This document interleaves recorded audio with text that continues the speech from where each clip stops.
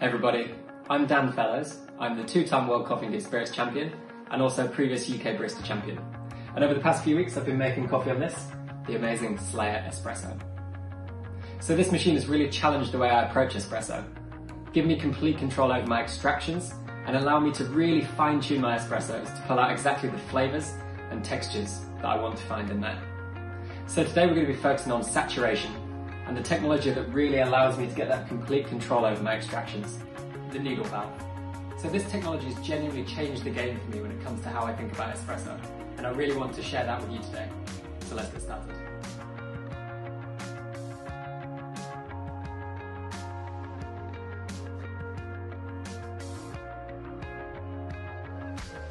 So espresso is a really important drink to me, and it's been at the heart of everything I've done in both competition and my career so far. I'm an espresso guy, I love to make espresso, I love to mix it in cocktails, and of course I love to drink it. And I've been getting the most amazing espressos from this machine in quite an unconventional way. So ordinarily, I'd extract for maybe 28 to 32 seconds, and after this I get bitterness, but on the Slayer machine, I've been pushing extraction times of almost a minute. And this is facilitated using that needle valve, which is inside the machine. So you can tell that this machine is really well designed for the user, and all you have to do to access the needle valve is remove the cup tray using the handles at the side. So Slayer recommended flow rate between 40 and 60 grams of water per 30 seconds in the pre-brew phase, easily controlled by that needle valve within the machine. After this we move into the full brew cycle.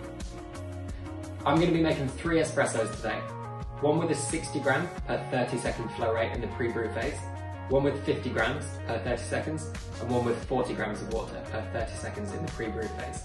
And what we're going to do is taste the difference between these 3 shots.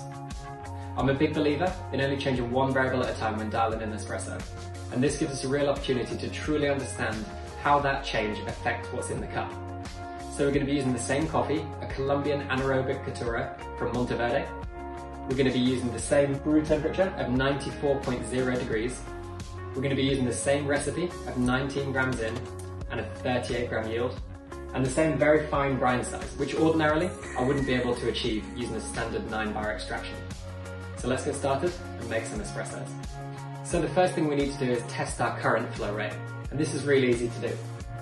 All we need to do is remove the portafilter, quickly purge, and then we're going to engage the actuator to the pre-brew position for 30 seconds. So the flow rate is currently set at 49.8 grams per 30 seconds.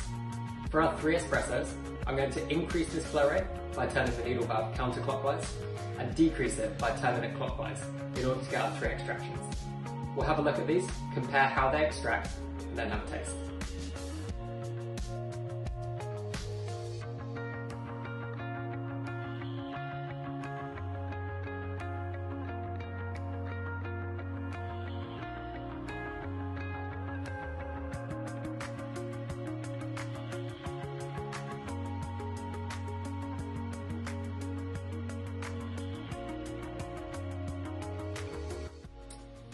So let's have a look at the extractions.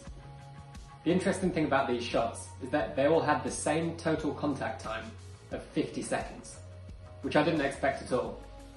So as you'll see in the top left, which is the highest flow rate, 60 grams of water per 30 seconds, this is the first puck to fully saturate,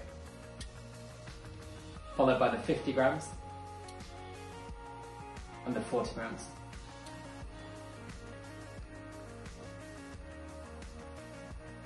So as a little spoiler, those espressos were absolutely delicious.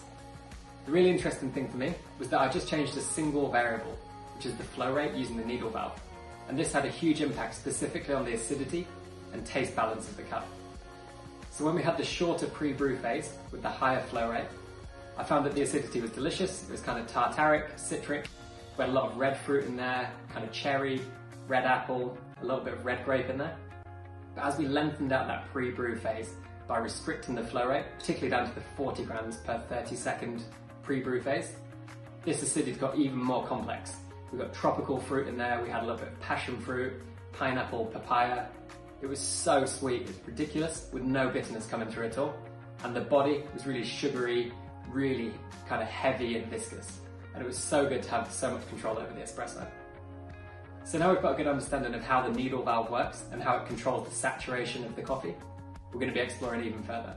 So I'll see you next time. Thanks very much.